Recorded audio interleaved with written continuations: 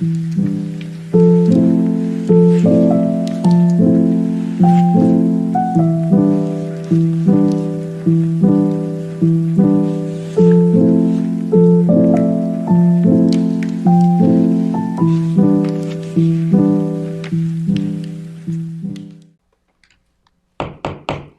like to call the meeting to order. Please rise and join me in the Pledge of Allegiance. Allegiance to the flag of the United States of America, and to the republic for which it stands, one nation, under God, indivisible, with liberty and justice for all.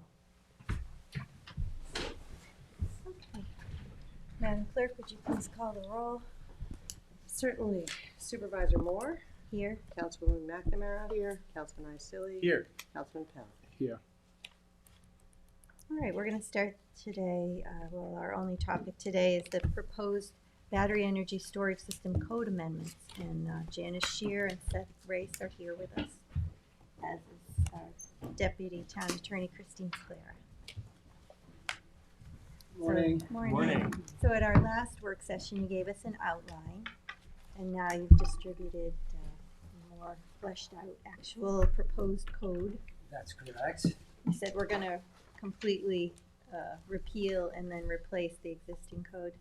That's and that right. seems like the cleanest way to do it. Yes, there were some glaring holes in the previous code that we hope we have filled.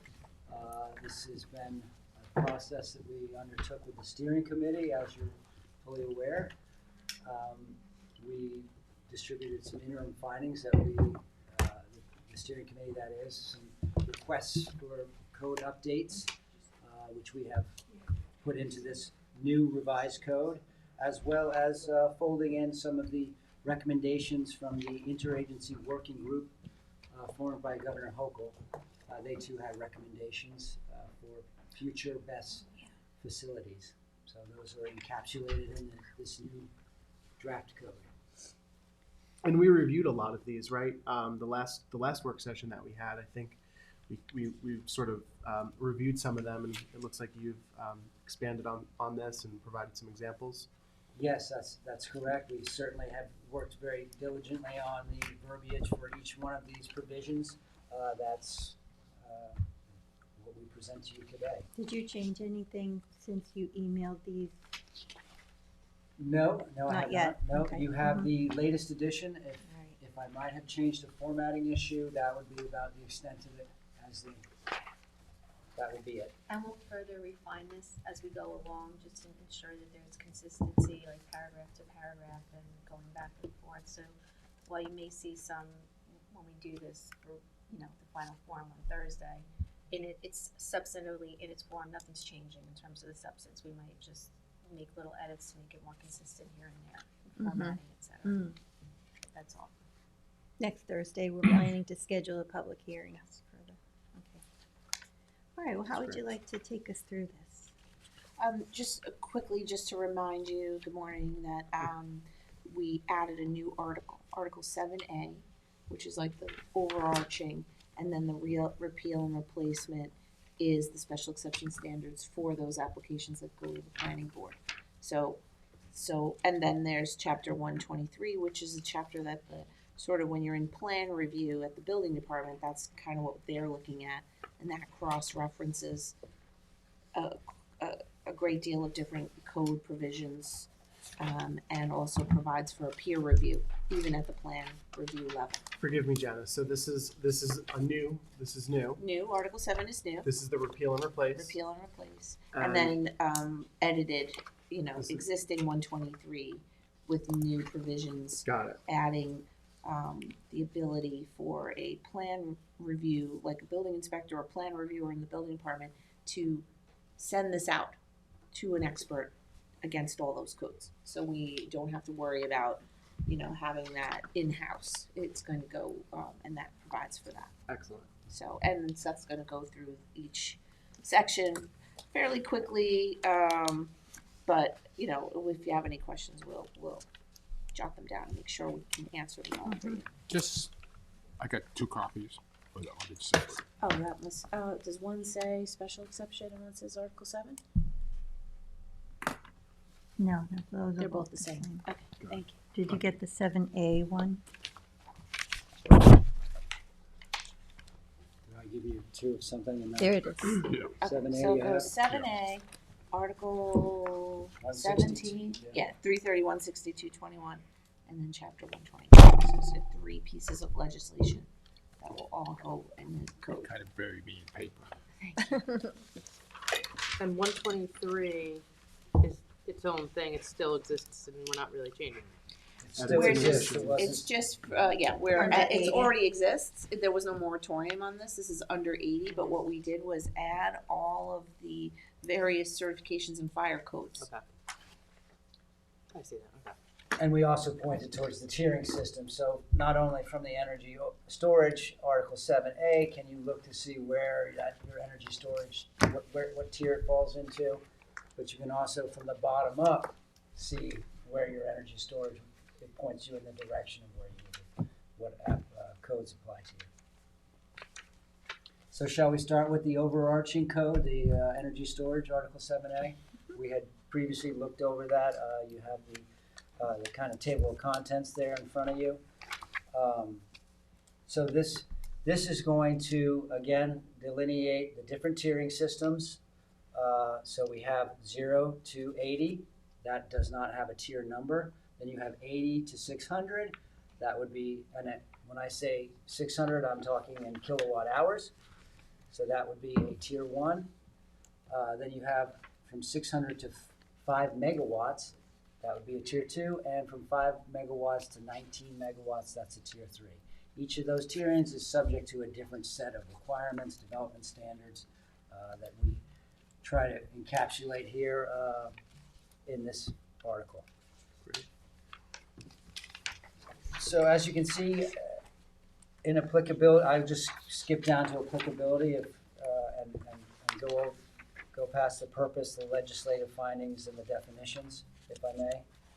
Mhm. Okay, so section A would be the residential installations. Again, you have in front of you 123.39. This has location standards for where you would put a battery energy storage, Wait, indoors what? or outdoors. I thought you were So you're on saying- page 6 now of Oh, Article 7. there was Talking one about just behind the comment I had on 7, not 7A. page 2. Article 7, page 6. All right, but I Yes, just wanted to 7A. say something about page 2. Oh, Like on have I the, skipped by something? in, Okay. you have it, it's clear on the first page that it's over 600 kilowatts, but less than 5, you know. But Mhm. then on the second page in paragraph D, it's, it looks like it's 5, maximum of 5, and then in E, it's 5, you know. So Wait, so I now, think later you hold made on. those changes to make sure there wasn't any overlap in the the category Overlap. definition. But you know what I mean, up to 5 and then over 5. Yes, I will But- make sure to check that once again for the overlap and inclusive of or above, to a maximum of, You're But just you saying did like it everywhere greater else. than, Yeah. greater than. 5, up to a maximum of 5. So we're in 7A, right? I just want to confirm. Maybe you Yes. should just say up to So that's 2. to a still maximum page of 6 is 19. the applicability, and that's still what you're talking about. So we'll make sure all that language matches. Well, on page 6, it's all good. It's just on Okay. page 2, it was I there. see. Oh, want it to Oversight. match what it Up to says. 5 Okay. to a maximum of 19. Yeah. No, Then it's not up to 5 to a maximum of 19, it's greater than 5 to a Greater than. maximum of 19. Okay. Okay.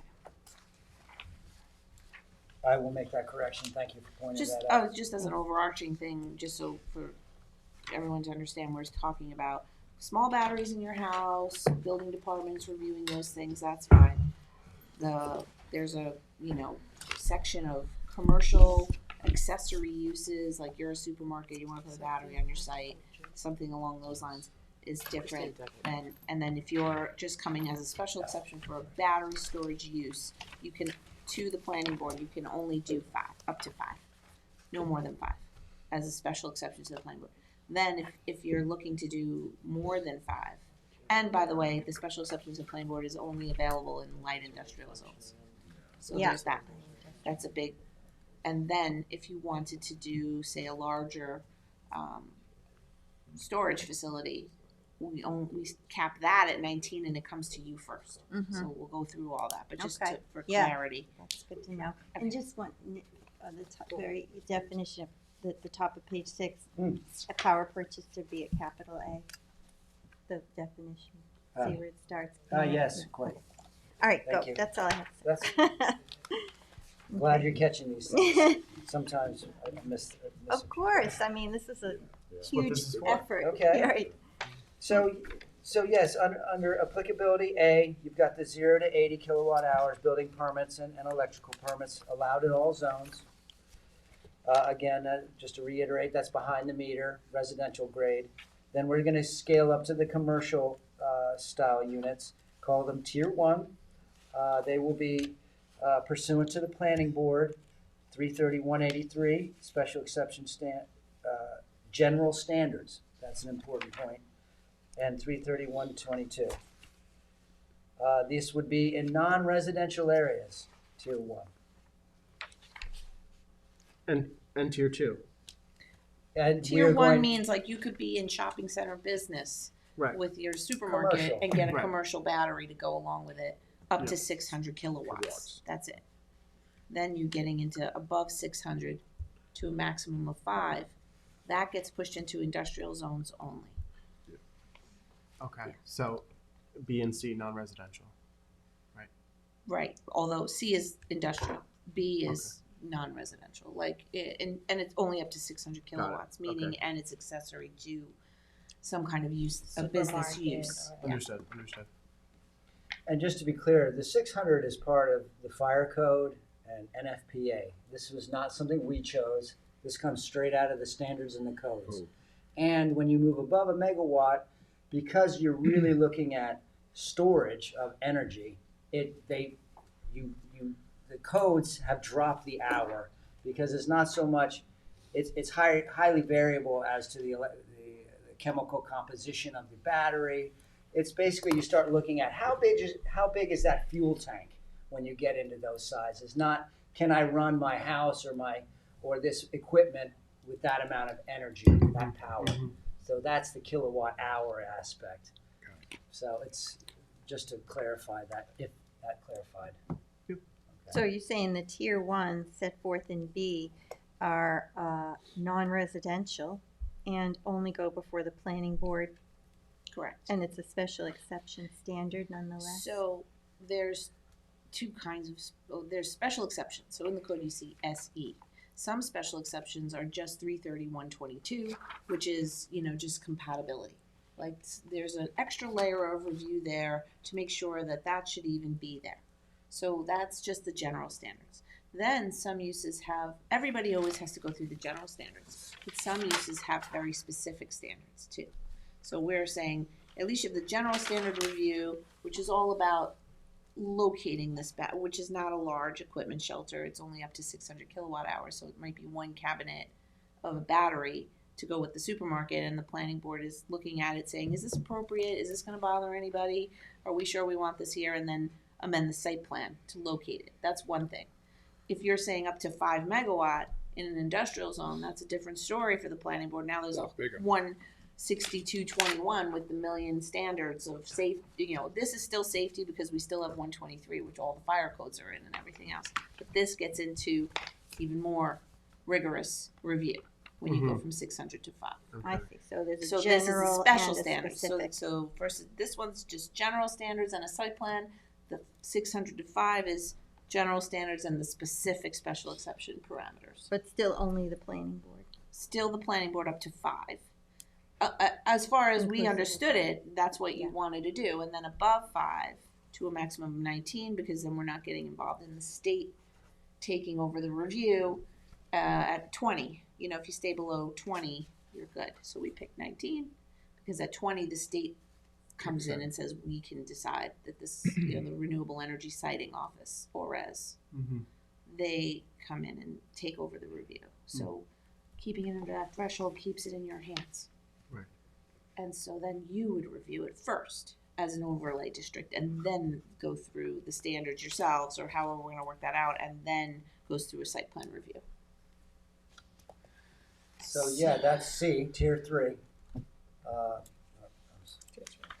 I'm sorry, that's D, tier 3, in the applicability. And then we did point out that tiers 2 and 3 will both be secret to, will be considered type 1 actions under secret and require a full. So we environmental can't, review. that no one can go forward with a tier 3 unless the board agrees to put a renewable energy overlay district in place. That's right. That's correct. And that could be put anywhere? As No. long as it There fits are the- exemptions. Those could be in Yeah, LI 40, but also in like the sand mines or the Because people want. other opportunity Yeah, they areas want that you want them That's to go put- in. set forth later, right? Yes, that Yes. is Yeah, later. 'cause people want Oh, to yeah. know that, Okay. so they don't get But scared. still not residential. Yeah, that's good. We should probably put light. It says We light do- industrial. We certainly wanted to put in some exemptions. That would be equipment that already has batteries that are they were designed to have certain batteries within them, and those batteries had to be switched out. Oh, hang on, so B, you make a point of saying non-residential, but in C and D, I don't think we do, It gets so in maybe there. we should. It gets into the standards later. Oh. You can see them and then tell us if you want it over there too, but Okay. it is there. It gets into avoidance and where it could be. What's the planning board's role with D, when it's with the town board? Is there a requirement, we There's put the later, overlay. it spells all that out, but, Oh. but it's the same way as a zone change. Okay. So the way it works is that they get referred as an agency, and then, you're coordinating secret with them, and then, you make a decision, and then it's a two-step process, just like a zone change, and then they go get their site plan and all that approved. We don't have to reference all that in here. It is in there at the end. Oh, okay. All right, proceed. Okay, I will skip, there are exemptions, of course. There are situations where you need temporary emergency power. We put some provisions in there for that, and also modifications. We tried to cover any possibility. There might be more, but that's general language that is often used. Then we move on to the compatibility with relevant codes. Certainly, we're going to cover the uniform code and federal law and national standards as they may be amended. So this is something the steering committee dealt with at length, that there are new codes and standards being put out all the time, and they are especially in the BESS area, which is under considerable development, those standards. So we are trying to adopt the latest editions of all the standards. Does that incorporate the the governor's working group recommendations? Are those gonna end up in this? They will eventually. We have adopted them. I have adopted them. I have put them in code form for us. So we are going to adopt them in our code. But it should become part of the fire code at some point down the line. It's still in recommendation phase. Mm. So, but we took those 16 recommendations and we folded them into our code.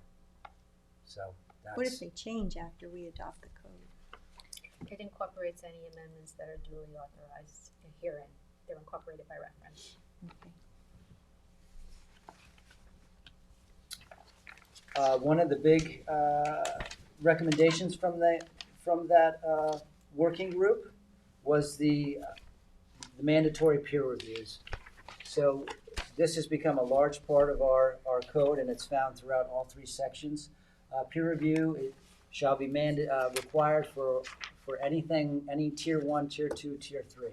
So what we're trying to get is the technical expertise, the knowledge that can that decipher all the information on an energy storage facility, assist us, be it the town board or the planning board, or all the way down to the inspection for commissioning or decommissioning.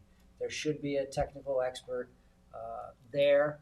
The Department of State through NYSERDA is putting together a list of qualified, certified individuals that is going to be able to assist the town. This is in its infancy. I don't have all the details, but I do know that we are going to require peer review at all tier levels. So, and that is going, B points out that will be paid for. The town will collect the fee collected in escrow for this plan review. This will be paid by the applicant. So the applicant doesn't do the peer review for their own No. thing. They give us money, we put it in an account, we engage the review, Right. You know, so they're working for us. So we do this normally with any other review that you have on your matters or the planning board. So then moving on to the development standards, the general requirements, we have the basic information to be presented, followed by, there is a bit of a situation with site control. So we've done an owner's endorsement and something that demonstrates that the developer has some lease or is going to be obtaining title. Somehow we have to make it obvious that the developer has some interest in the site.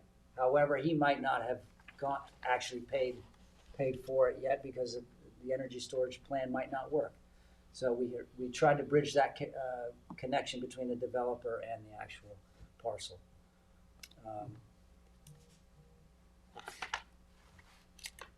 Moving on to B, this would be business and industrial districts.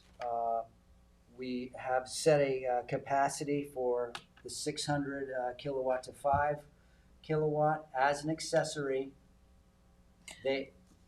Oh, I'm sorry. They would be allowed to scale the energy storage unit to 24 times the energy use, the daily energy usage. This is something that I found in the FDNY code. I found to be useful as that is their standard. This says 80 to 5. Did you mean Did I say- 600? This doesn't mean you're not, it means tier 1 and tier 2, but it's a standard for looking at when they say whether or not they're accessory or primary. This has to do with primary or accessory uses and how to tell if they're generating so much power beyond, if they're just getting and storing power from the grid, you can do that up to 5 megawatts. But if you're like, no, I'm storing power for this, we have a metric to say it's 24 times your annual daily energy use.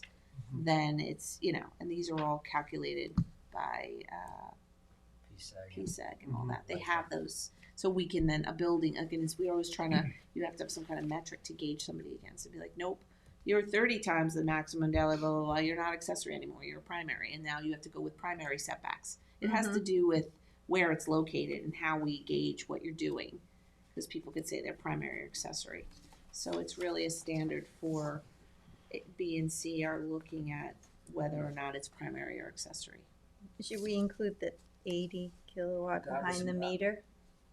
Or only start First, I at 600? misspoke and said 600. It is 80. Excuse It me. is Tier 80. 1, yes. In The other tier words, one's if someone not- says, I'm putting 80 's this not tier one. battery as 80 to accessory, 600. 80 to 600. I didn't think that was in the tier 1. that is tier 1. I thought tier 1 was 80 to 600. That's what I mean. But But Oh, this up is to not 80, I'm about sorry. a Go ahead. tiering standard. Mhm. This is about, regardless of if you're tier 1 or tier 2, we want to know how you're operating this thing. How Is much you're this gonna your use. primary use on the site, or is this accessory to something? Yeah. And if it's accessory to something, this is the metric we use to confirm that. Okay. And if it's not, then it's a primary use. And we then in C say, okay, we have standards about the number of uses that you can have on a parcel. Mm. Like you can have 2 and, it depends on the size of the parcel. So then those standards kick in if it's a primary use. Then we go, oh, well, then you're only allowed 2 primary uses, so you can't have that as a primary use. You have to scale it down so it's accessory. You know what I mean? Like this helps us in our review. It's hard to explain I know it. it's kind of hard to project, but what do you think on the average, are they going to be primary use batteries or assistant batteries? I think it depends, but we want to have that flexibility. Like Yeah. if somebody could, or in a business setting, want more than 80 but less than 600.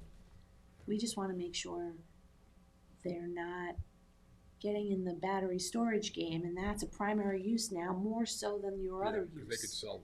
We're just yeah, trying they to could sell gauge what they don't. what's the oh, primary use here. Because you that's- can't have it, if you do have it that way, then other standards kick in.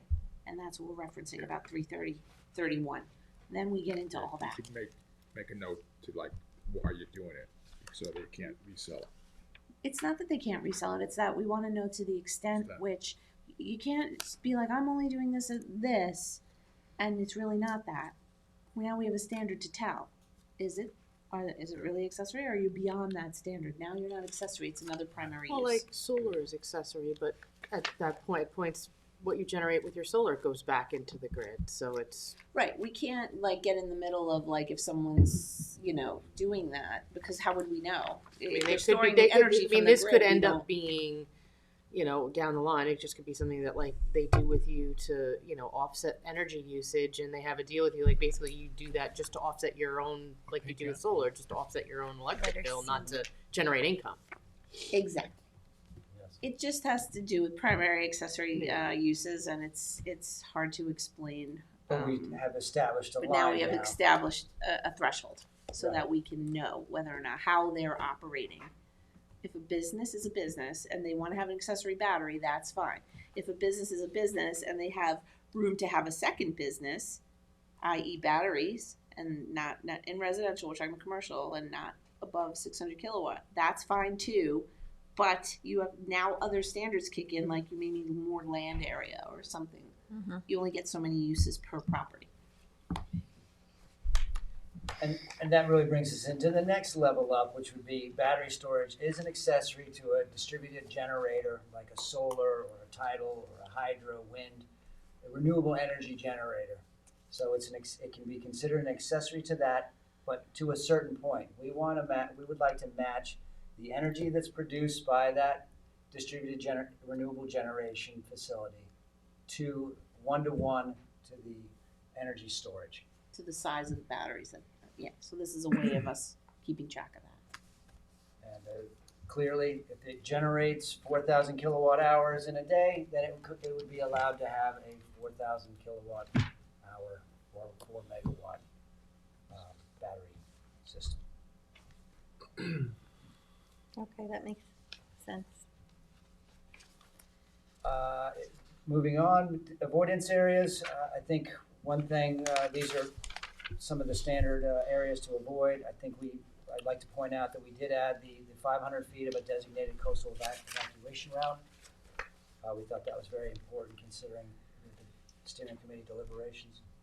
And another very important point is 10 parcels within 300 feet of an occupied community building, a defined term, or single-family residence, as measured from property line to property line. Where's that one? The community building? Oh, there it is. 10. Thank you. But wait, let me just, That's page 9, D10. And then occupied community building is covered in the definitions. And that's any building in occupancy group A, B, E, I, and R. Schools, colleges, daycare facilities, hospitals, correctional facilities, public libraries, theater, stadium. And this is really what a lot of the community was really, inquiring about, making sure that we are able to solidify that. So that's really nice that that's there. why are we calling it an occupied community building instead of just a community building? Because that's a state term that we can just take. It's already been defined, vetted. Instead of making up our own definition, we just took one that already exists and it's already codified in the state building code. Okay.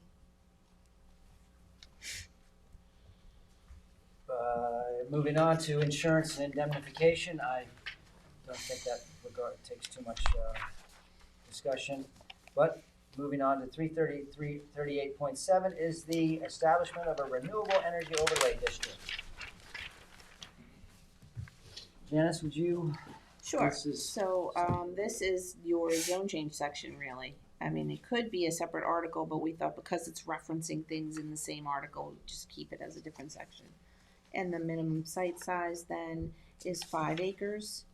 In any case, the site shall be of such shape, dimension, topography, and location as will allow for proper setback screening and harmonious relationship with the adjoining land use. So that's something this board or future legislative boards will look at.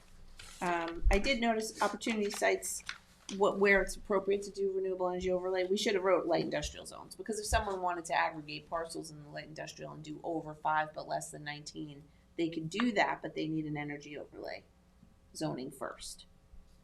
So So I'm you'll add going to add that. So there'll be 5 different opportunity locations, and that's then light industrial zones, pre-existing sand mines, publicly owned properties, designated brownfields, and existing community distributed generation sites. Janice, why did you originally say outside of light industrial zones to list them?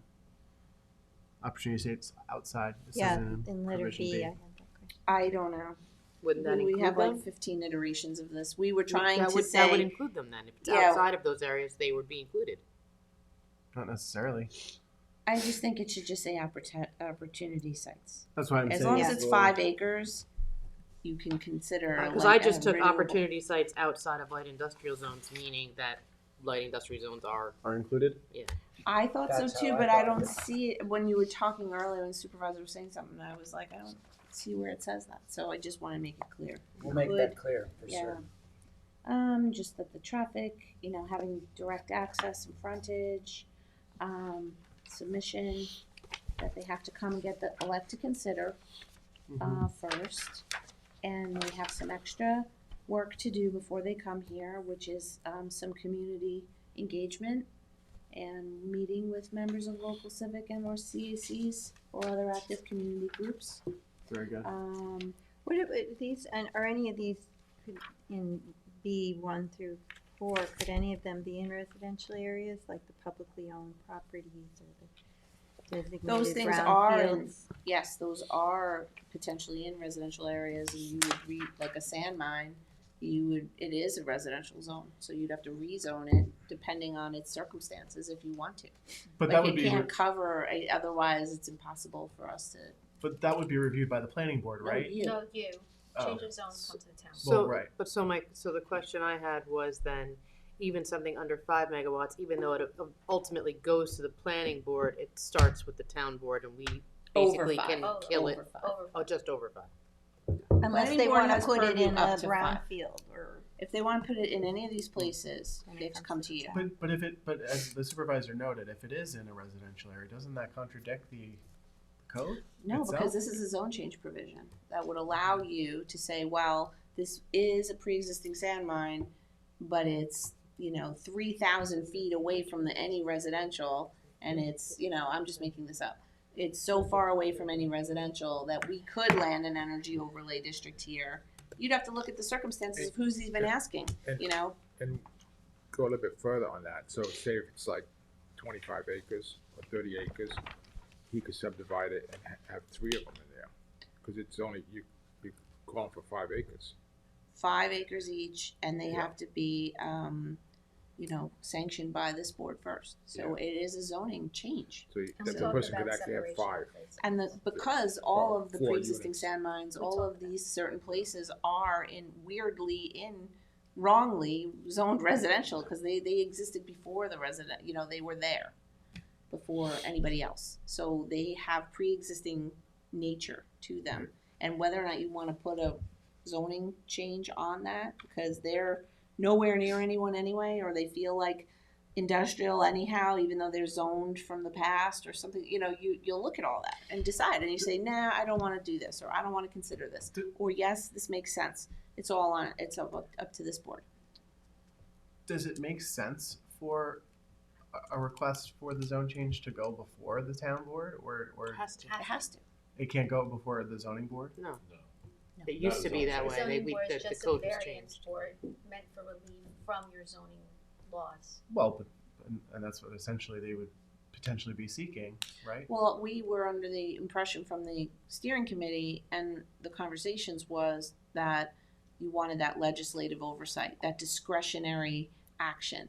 The zoning board has 5 criteria, and if you meet those criteria, you get that variance. Like, there's not the same kind of discretion that We you couldn't- have, which is like, we don't want this at all. And I understand, how the procedure for zone changes comes before us, the board, and we make those decisions and we have the discussions. But, with respect to battery storage, I think, within the community, it's been brought up several times that, they want a much more arduous process that really looks at the specifics of a lot of these technicalities, the technology, the implications to the community. And I just feel this particular provision essentially provides a space for essentially the same situation that we've sort of been finding ourselves in now. No, because those things were not pre-existing sand mines or pre-existing things, they're vacant parcels. but we're creating an opportunity here for a developer to come in and say, hey, town board, we want to have battery storage here, and yes, near a residential area, but you're making the call. But we have more leeway to make that call and more But we have ability that. to not let it go there than the ZBA does. But We can be more restrictive than the ZBA You're can not be. landing any of these things, right? So you're just hearing these as a floating zone that you may or may not land depending on who's asking for it. Mhm. So. And the you'll- parameters with which they're asking for it. Well, the idea was we were going to repeal and replace this special exception to a certain standard, and we put the threshold of 5. But that's very small in the world of battery energy storage. And so if you want to be somewhere above 5, but you also don't want to kick into state oversight, there's this gap of 5 to, let's say, 20 or 19. Which What is tier happens 3. there? That triggers the overlay. That's But it's not yet you know, created. It the triggers overlay- eligibility for For an the overlay. but doesn't have to happen. there is a provision that says you could then, because the idea was we looked at all these sand mines, we looked at all these opportunity areas that either you're gonna rezone them now or you rezone them if someone actually wants to do it. You would wanna just rezone it maybe or not, but somebody has to come to you and ask instead I of get you that, yeah. just deciding to rezone them. That doesn't make sense either, because then we have to go through all this in a hypothetical way, and we don't really have a real application for us. It's better for you to be asked by somebody serious who wants to do it, and then you decide, versus us blanket rezone something to renewable energy because we think they may want to do that later. We don't know that any sand mine wants to do any of this. So it's better to leave it as an option, Mm-hmm. but not necessarily impose it on anyone. Like we did with solar. Yeah, it's out there, but it's not necessarily something that has to be, but it's available, and then you get to decide in the beginning and elect to consider whether you even want to entertain it. Say nah, and we don't, or this makes sense because this will actually serve a need, and you're not going to hurt anyone. It's not going to be near anything, and we're also only talking about up to 19 megawatt. This isn't a 100 megawatt Right. facility either. Right. That's off the table entirely. What's an example of an existing community distributed generation site? Well, if you create those in the future, Solar at the transfer station would be a CDG, yes. Well, I'm more concerned about publicly owned properties. Yeah. For your That's you, consideration. this list I can understand change. that. We just Well, could we look at that list and maybe find you can ways tell to me add a however little bit you more? want it to do, however you want to. Is that municipally owned? It could be municipally owned. Yeah. Because publicly owned would be like a peaker plant, right, on David White's Lane. That's not public. Well, that's National Grid, but it could get transferred to PSEG. If it did, they right, wouldn't even would be that be subject it? to this. I think it was meant to say municipally owned though, because we do reference it somewhere else. I'm sorry, it's wrong. It should say municipally owned, but just to be clear, National Grid, who owns the peaker plant, that's considered private. It's a They're private not I know, owned by a but they public said that if they entity. get rid of it, then they have an agreement with PSEG of right of first refusal, so then it could be public. If that happens, PSEG is not public. Well, They are we go to exempt Light. from I'm just saying, utility. we go to Utilities Light. are exempt, We go to Light. Like, Like, is what I meant. but LIPA is exempt from all of this. LIPA doesn't come to you and ask you to do anything. Yeah, they can put battery on any one of their transmission Like, sites and it's we can't exempt say from all anything of about this. it. And just because something may be an opportunity site, you still can say no. You don't have to entertain it. Well, at least it's better with the municipally owned. It says may Yeah, elect to public. consider, so you may not elect, you may also not want to. But if, we want you to feel comfortable, we're not gonna put anything in here that somebody doesn't, it's just to try to capture these things that we've discussed at Yeah. the committee Yeah. task force, saying, what about this and how about that? It's like, those are case by case, Yeah. and we can't address them all at once. Mm-hmm. Okay. Yes, I would take you to E, the findings by the town board. You have five different findings that the town board can make. And additionally, as H points out, you approve with modifications or disapprove the landing. So this does leave this at the discretion of the town board, which was something that the steering committee was quite adamant on, that we need the town board to be able to weigh in on these projects at some point.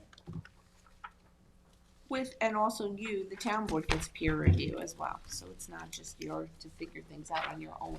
you also get all the benefit of any kind of peer review that needs to happen. Simultaneously?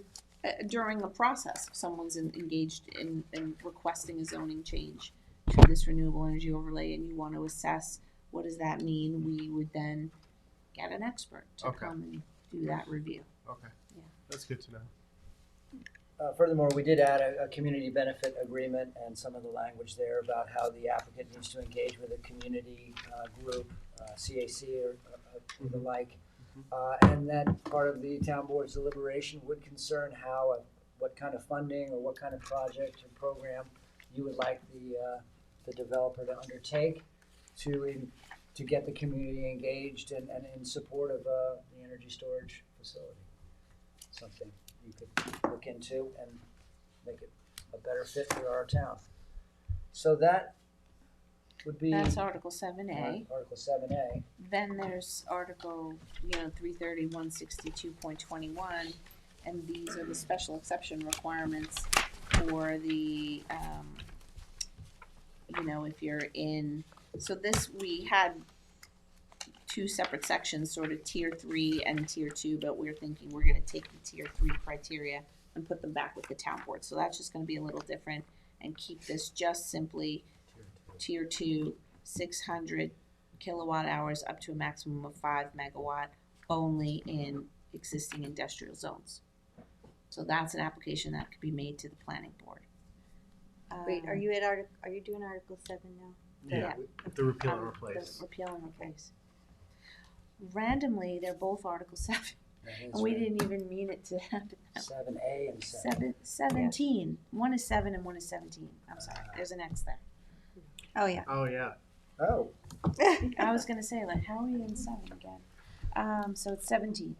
So this is all related to the review that goes on for tier 2 at the planning board level, right? yes. So A covers- and B stipulate again, the delineation of tiers 2 and 3. I think we've covered Which that. we're just gonna work on a little more, tighten that up for how And- that works. Right, and then we move to the development standards, the general requirements. I'm just gonna kind of click through them. If you have any questions, please stop me along the way. So we have the height set at 15 feet. We have screening, and that would be front, side, and rear. Again, these are all at the discretion of the planning board, but they will also give guidance on the design and access. We did want to point out that the fire apparatus have to have the turning radius and have to be able to get around the site.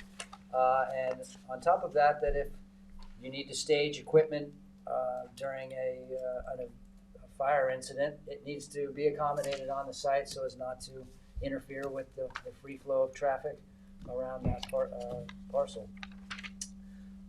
We did put a requirement for battery energy storage to be placed in cabinets or containers on top of a slab concrete foundation. Additionally, vegetation removal to 20 feet. We added some language about it being non-combustible or native as well. Just meaning that you can't have any trees growing within 20 feet of a storage cabinet or any non-combustible material. Or any combustible. residential, No, this is all Well- related to light industrial. light industry, okay. So those are some of and then we get into the adjoining street right away. We have a minimum transitional yard of 50 feet.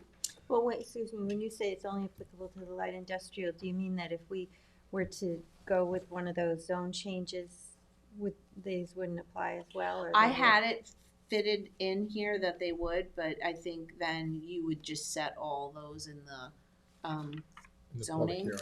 at the zoning Yeah. level, and then they would come for site plan.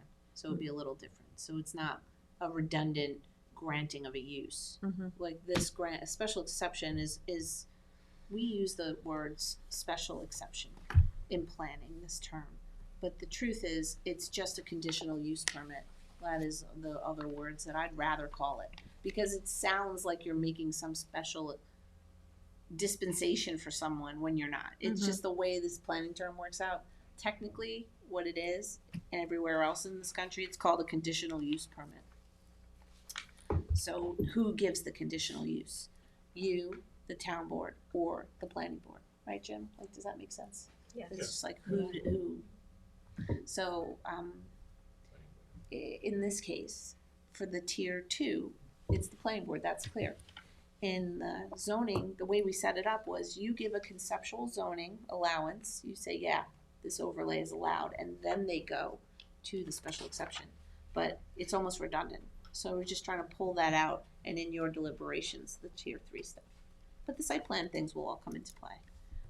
But you'll set all that in the zoning because it may be different. This is just simple, because it's industrial zone, they have a chart, the setbacks, everything like that. Mm-hmm. So we're just gonna tighten that up and fix that. The way we had it here, we realized could use a little work. Sorry. That's all right. Moving on to point 8 on page 2, that's the aquifer protection. We are going to require retention ponds. These would be in order to gather the water during a fire suppression event. That water would be in an impermeable location that would be isolated from the stormwater drainage. I know Ryan until had such- mentioned that during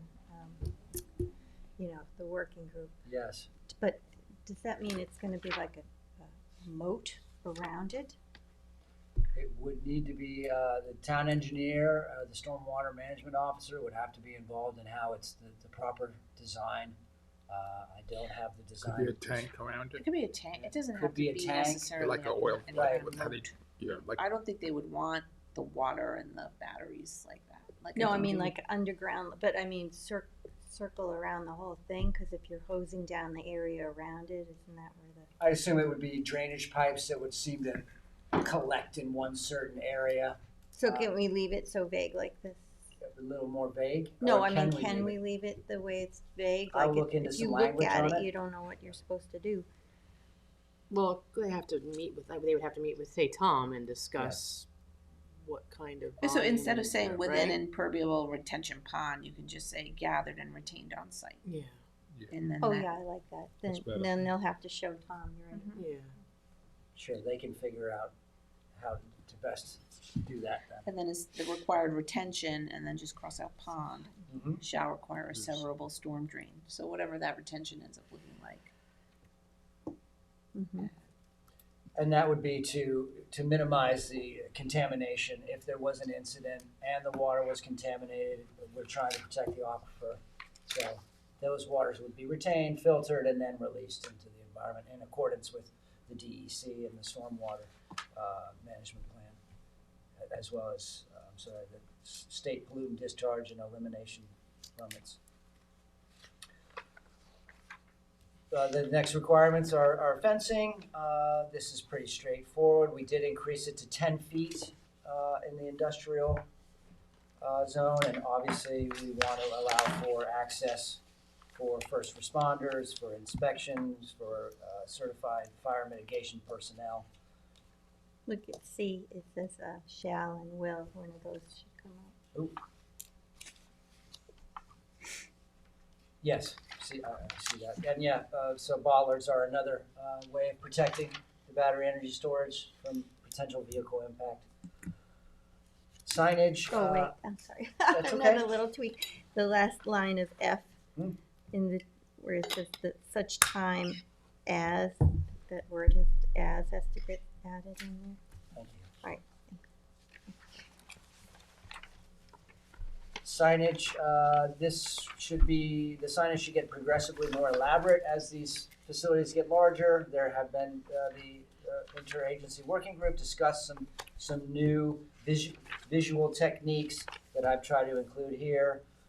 Furthermore, they also recommended that this visual map be at the outermost extent of the property at, let's say, the access point, so that you don't actually have to go in to the surrounding storage facility if it's a fire incident is taking place. That's a good idea.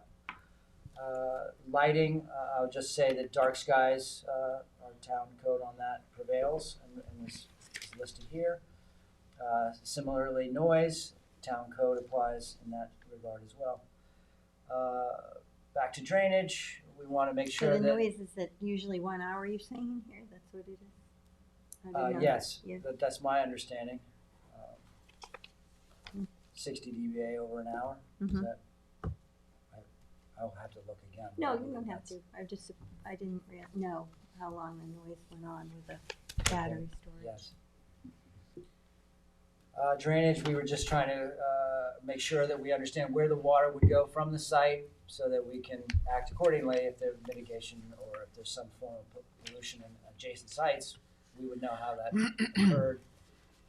We also wanted to point out that these things weigh several thousands of pounds and that we would like to have our roads restored if they have been beaten up during transportation of these units. Good. Then we had some specifics on tier 2 and tier 3, but I think since we're kind of melding the overlay with the tier 2, or I should say separating the two, perhaps these will be moved along with that.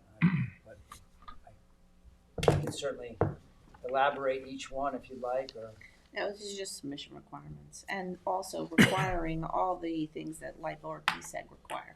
So we get a copy, so people aren't having to foil them or try to get them from somewhere. We have all the documentation that they've presented to another agency to get an interconnection agreement, or to do, PSEG requires studies about how this will interact with the grid or whatever, and we'll have all that information too. So. Okay. yeah, I would just add, interconnection is a very elaborate process. There's a lot of different entities that are involved, from the New York Independent System Operators, LIPA, PSEG, NYSERDA has been involved in incentivizing batteries, so they have procedures as well. What we're trying to do is get the information from where they are in those other processes, the information they've submitted. This can be at the preliminary stage. The point is it'll help to give us knowledge into what their uses are. It'll tell us about their equipment, what they've proposed, if it's feasible or not. Maybe they need more different equipment. Maybe this will shed light on if there's going to be interconnections because the grid cannot manage or handle that capacity, that extra capacity. So maybe we're looking at a change in transmission or distribution lines, which would affect the surrounding areas as well. So by getting some of that information from those processes, I think we'll be better informed as to what the in totality of the battery energy storage project is all about. So we added those parts. There might be some issues on where they are in the process, again, with the ownership of the site. Are they allowed? Some of these things cost thousands of dollars, like a coordinated electrical system interconnection review. Those might be hard to ask for from an applicant who's still trying to figure out it. But we'll ask, and if they're in a certain stage, they can produce those documents or they can't. But we wanted to cover all the bases there. Again, for the peer review to kick in and assist us in those technicalities of those procedures and where the application stands and what would be next. The peer review is vital in that regard as well. So that would be point 2 is the peer review. Industry experts, again, NYSERDA has site specialists. They're going to be recommending individuals that can assist the town planning board and the town board. So that would culminate in a report that would have again compliance with a list of compliant equipment, would demonstrate site suitability or the lack thereof, that they've looked into alternate sites and sites that are already being used as press facilities. Additionally, we would like them to look into air dispersion models. I'm on, sorry, D.4 at this point.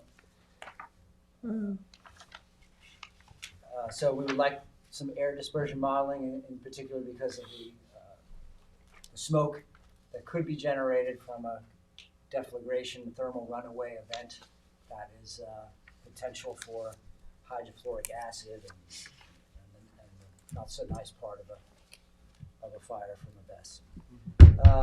Additionally, we'd like to look at the woodland health around the sites to determine the fire hazard associated with the surrounding area. We state again that the type 2 and the type 3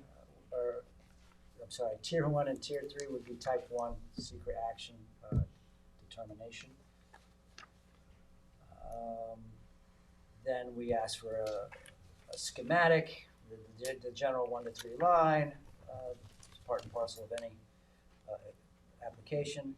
Then we have the preliminary equipment list. Can't reiterate enough that it has to be compliant with the codes and standards for equipment, UL, NFPA 855, or the like, for depending on which piece of equipment. And that would be a preliminary list followed by a final list. So we would be able to see the difference in the equipment and actually approve the final equipment at the end of the project. We move on to a commissioning plan, a safety compliance plan, an operation and maintenance plan, and an emergency operation and response plan. I'd be happy to get into each one of these. But there's a lot of standard language in them, and there's also the additional language from the interagency working group, those recommendations. So that is where we've made some alterations. I can try to highlight some of the new additions. I think that might be helpful for the board. The safety compliance plan, that pretty much adds some inspection language, but not much. So that could be fleshed out a little bit more. But I did want to say that this, again, the working group has given us some guidance on alternate explosion control systems. There are other standards that should be looked at besides just NFPA 69 and 68. On to operations and maintenance, working group recommended a network operations center or a remote operations center. So we're talking about someone who has a visual, is connected to these sites 24/7. The sensors are being monitored. There's a battery management system in place, and there's actually somebody there manning the helm. These sites don't sit out there alone and unwatched. There's data being constantly gathered. There's closed circuit TVs that are monitoring the site for disturbance or signs of a problem. So I thought, well, the steering committee asked that those working group recommendations be added, and that this is where we took that opportunity. Now, with respect to that, some of the facilities will have closed circuit TV and whatnot. How closely will they be working with the municipality? Is that to be determined, or is that, was that explored in the committee's work at all, or? It has been discussed as part of a procedure where there is a plan in place for how the monitoring system, the NOC, the network, or the remote operator is to engage if the alarm is triggered. There is a procedure on who to contact, how they are.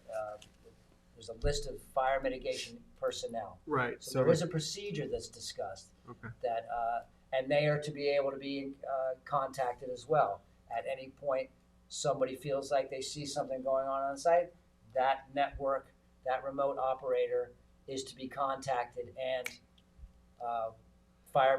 we do spell out in the emergency operations plan within 15 minutes, they need to be available for dispatch. We do Who's that? Certified fire mitigation personnel. Okay. And then there's emergency training in responders. here too for our first responders. Could we include public safety to be a part of that? They are. Okay. It's referencing the fire marshal, but it's many sections here reference the fire marshal's office. Okay. Very good. And we also have emergency, applicant in coordination with fire marshal and/or emergency management administrator. Okay. Will present an industry-funded analysis of the manpower and equipment needs for an emergency response. So that way we know up front based on the size and whatever of this facility, what would be What you need. necessary. And then we get in later into the training and equipment. This, I forgot to ask before. Does it say how, if it's supposed to be on ground level or it could be up? Everything's only 1 story, 15 feet high. Yeah. Not double stacked. It says that Slab in the on grade. beginning. Slab on grade? Yeah. Okay. Because I remember it said slab, but did it say, I don't think it said on grade. It did before. I may have gone wrong, but I'm pretty sure it I'll does make say sure. on What grade. does that mean on? That means that it can't be, you can't have a building in the cellar. You can't, Oh. it has to be, Yeah, Yeah. on grade. yeah, it has to, and the container should be, strapped down to the slab. Oh, that's a good. Yes. Well, they can't get a permit unless they meet Yeah. the hurricane Yeah. standards. Do we, but on that same, do we maybe not want these things? Like, in an enclosed, like, No, you do, because that's how you monitor them, and they want them that no, way too. not in a cabinet, but I'm saying, like, if you're specifying that the slab has to be on grade, and they're willing to take that slab and drop it to do noise mitigation and also keep it even more contained in like a concrete box. Like they do at a tennis court. If you go to a Yeah. tennis Oh, court, you have to, So you want it Below. to say on grade I or wouldn't not? want to preclude somebody from, I mean, it's going to cost them more money to do that, but I Yeah. wouldn't want to stop them from doing that because that's maybe a way to keep it even quieter and more contained. To do what? To have it like Bill was saying, like a sunken tennis court where you Yeah. have it below grade, but it's open to the or maybe it should say open air, or Open the air. cabinets need to be open to the air and not like They do I think say that I 20 would- feet around it has to be. yeah. I would say there's No. so many standards on how these systems are placed, Yeah. that there might be standards from NFPA that have already established exactly where they need to be, what's Around them. around them, the thickness of the concrete, if it's Yeah. up on pilings or not. There's a Because lot then of, too, if you get into a sand mine and you're saying at grade, is it at the bottom of the sand mine? Is Yeah. it, up high. you know, like how? Oh, yeah. Because I mean, that was what was kind of the plus of a sand mine was that it is below grade and it would Is quiet it a- things and keep it contained. You're saying, is it accounting for topography? Yes, Yeah. It should count, it should, that's a good point. Like natural grade or existing grade, or I don't, you know. okay. So we're trying to keep it as a little bit open I for, think for each so. for each Yeah, but parcel. I think that you should be able to, they should be able to just sink them down, you know. Okay. So then we don't have to change it because it doesn't say on grade. It doesn't Yeah. say on grade. But is it clear you can't double the height? Yeah. Yes. That is part of standards and codes. That's not permitted. Okay. I mean, we could state it, and it really brings up a point.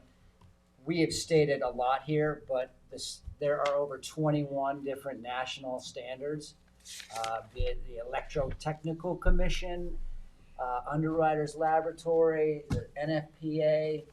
There are a lot of standards on these facilities that they must meet. So we have adopted all of those standards by reference. So if we didn't catch it, it's It's there. almost Yeah. certainly within those standards. So just going back to I think we were kind of put the two emergency operations and fire safety together, but we will have, there is a procedure for alerting the appropriate first responders and how and what is sent to the site. That will also be contingent on training for that equipment and that personnel. The fire marshal will establish the cadence of the regularity of those inspections, maintain a log, which will be kept on site as well. So we know that these facilities have been looked at. The people that are currently working with the fire department have been trained to address an event. So there's quite a bit on that emergency operations and response. You can see it's fleshed out with several points. Then we have decommissioning. I think it's the next one. right? Or we're still at, I'm sorry, commissioning would be the next one. So that's turning the unit on. That is something that should be, have a technical expert on site. That way that if there's any issues, they can properly address those issues and inform the town about anything that needs to be changed over. Am I skipping No, around too No, much? that's good. No. No, I think K we is- did already K is decommission. talking We did about- commission? Yeah, I think we were Sorry. already up to I've lost my place. decommission We're on I I think interrupted you. ownership changes or decommissioning. Oh, on okay. page 11. All right. Ownership changes, standard language there, but we did want to fold in that the community benefit agreement, that if the ownership changes, otherwise most of the other are standard issue for site plan and ownership parameters. Then we go on to the decommissioning. So there's procedures for turning it Procedures. on, and then there's procedures for turning it off. Mhm. So that's decommissioning. And then there's a fund. I G. really like that idea. So it says that Yes. they were required to continuously maintain a fund that remained payable to the town of Southampton. Planning board will determine that, and you'll accept that as you do normally, for its removal. And the fund annually adjusted for inflation and remain active for the period of the That life way of they the can't fence just walk facility. away. Well, when you start something and then if you don't have it 20 years later, the cost has gone up exponentially. Yeah. And we only hold a bond for a smaller amount. So we want to make sure, I guess, that works. An annual reassessment, I might add, something that says every year this bond will be reassessed or I think that, adjusted. I think you should just have it go up with the inflation, Just with inflation. because that way it's a lot easier for the person. Okay. It does say that. It says said fund shall be annually adjusted for inflation. Yeah. Okay. Excellent. That we have the exact same language on insurance indemnification and waiver here as well. And then we parsed out tier 2 having a separate set of requirements, and tier 3 having a separate set. Yeah, so this will fix, this is the part I was referring to earlier, that might be, we can fold in earlier in the law for tier 2, being that it's industrial, et cetera. Yeah, it is a bit, some of it seems redundant, but having come from the Article 7A, some of it matches up with that. Otherwise, there's quite a bit of language on basically, if you're a tier 2, you're 600 to 5, you're gonna fall under a different set of interconnect procedures. So we wanna call those out.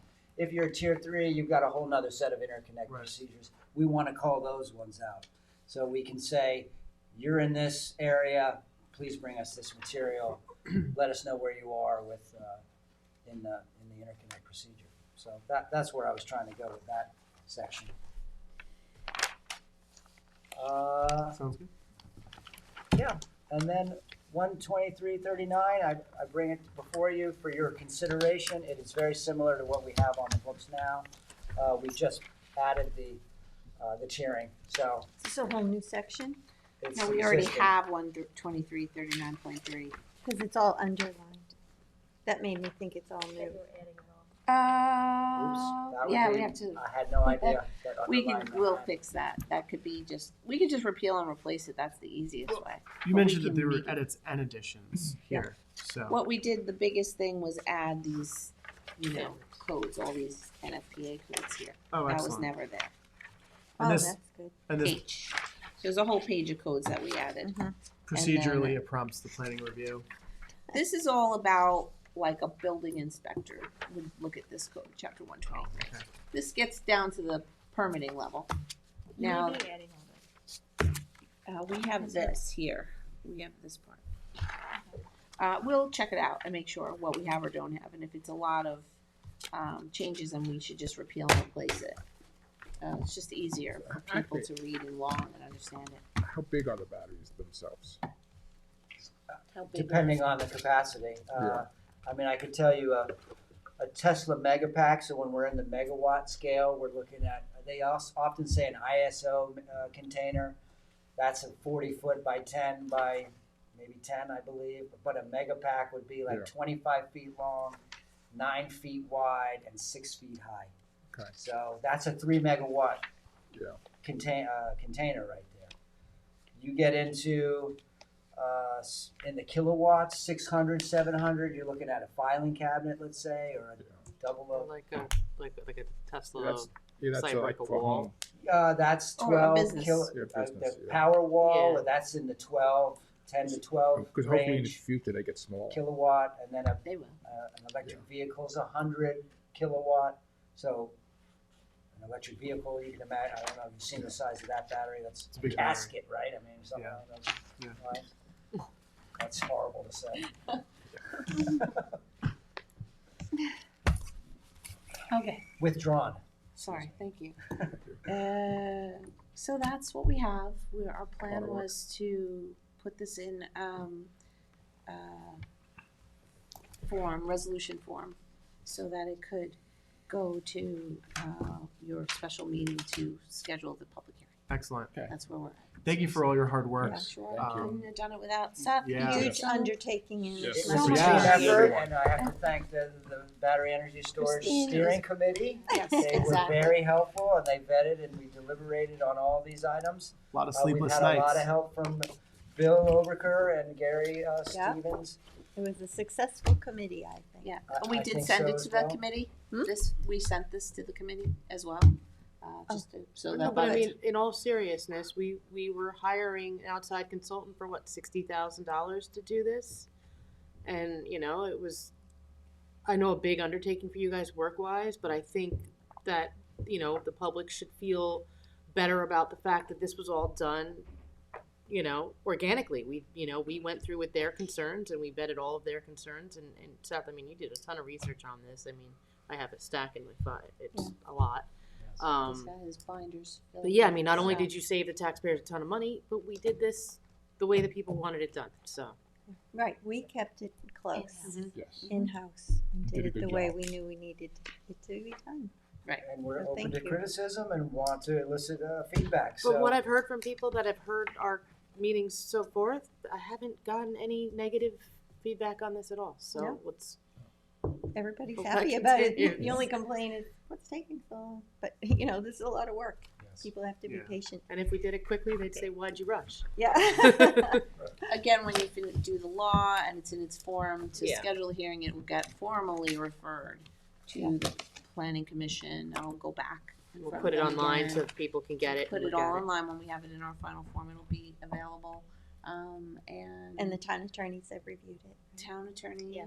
yes, Christine's been very, very helpful. And then also the planning board will get a copy and they'll Great. be able to weigh. And the state commission hasn't even finalized their final recommendations either on this. You know. Right, and so what we tried to do was keep it, the threshold low and keep it, you know, quote unquote, smaller scale, to start and see how the comfort level is just in that way. And, you know, always can go back and make it even better. I saw some pretty good commentary news the other day. They had two different people, kind of experts in the field, who were kind of talking about this issue and from different perspectives. It was pretty interesting. Yeah. it's an evolving space. There's Yeah, news every day. Right. I can say that there's more moratoria out there than there is code. So Yeah. we're ahead of the curve. Good. Yes, I think most of Oh, yeah. the other towns will be looking at our code now and saying, you know, How'd you do it? yeah. Go on a, we'll start our speaking tour after. We'll start loaning, renting out. Yeah, exactly. Write a book. It's a book. That's Enjoy. not what it would be on, but yes. Thank you very much. You'll be Thank you. getting some Sorry. Thank you so much. requests for side work. Seth, would you just wait 1 minute? Of course. Okay. All right. So that brings us to the supervisor town council member liaison Right on time. updates. Look at that. I know, we are really on time. Wow. Bill, do you have anything to No. mention today? I don't either. I don't either. All right then. Well, it's a good meeting. Now it's time time for me to move to go into executive session to discuss personnel, acquisitions, confidential legal advice, and litigation. Second. And then close. Second. All in favor? Aye. All right, thanks.